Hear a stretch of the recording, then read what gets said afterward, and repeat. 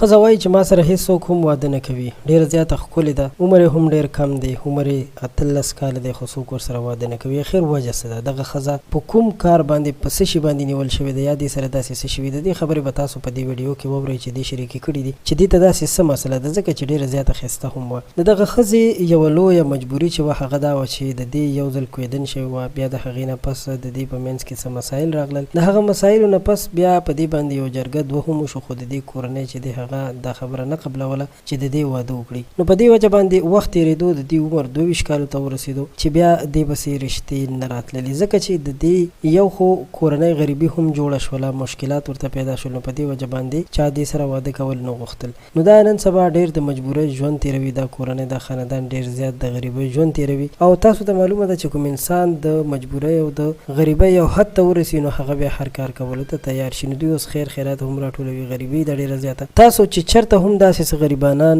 ګورئ او تاسو ځوانان یا تاسو د واده کولو نیت وي او ښه کورنۍ وي، نو په کار ده چې داسې خلکو کې رشته وکړی شي، ځکه چې داسې خلک چې دي داسې خلک د داسې خلکو منتظر وي چې هغوی راشي دوی سره رشتې وکړي، واده وکړي.